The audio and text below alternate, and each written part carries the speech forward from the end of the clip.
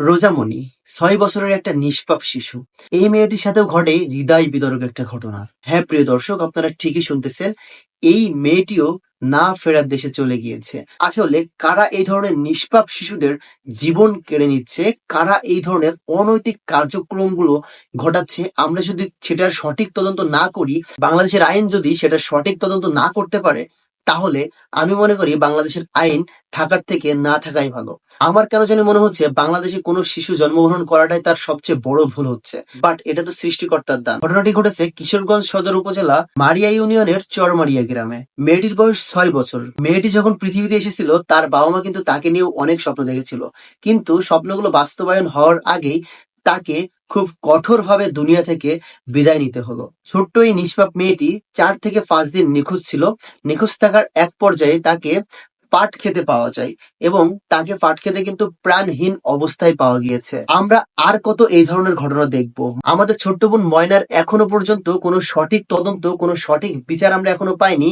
সেই বিচারটা না হইতে হইতেই দেখেন আরো একটা ঘটনা ঘটে গেল কিশোরগঞ্জে।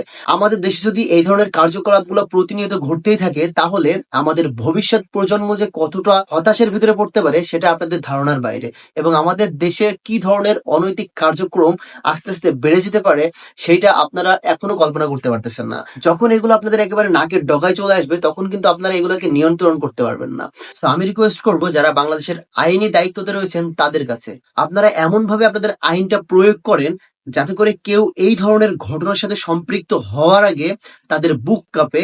কখনো বাংলাদেশের নিষ্পাপ শিশুদের এইভাবে যেন প্রাণ না যায়, আপনারা সেই দিকে লক্ষ্য করুন। এই ধরনের হৃদয় বিদারক ঘটনাগুলো যখন সামনে আসে, এগুলো দেখতে আসলে ভাই কলিজা টলিজা ফেটে যায়। কারণ একটা ৬ বছরের শিশু আর দুনিয়াতে কি বা অপরাধ করতে পারে, কি বা পাপ করতে পারে, কিন্তু তাকে যদি এভাবে হৃদয় বিদারক ভাবে, এভাবে কঠিন ভাবে দুনিয়া থেকে বিদায় নিতে হয়, তাহলে এর মতো কষ্ট আমি মনে করি দুনিয়াতে আর হতে পারে না। বাংলাদেশের আইনি প্রক্রিয়া কেন এত দুর্বল হয়ে যাচ্ছে দিন দিন, আমি এটাই বুঝতেছি না।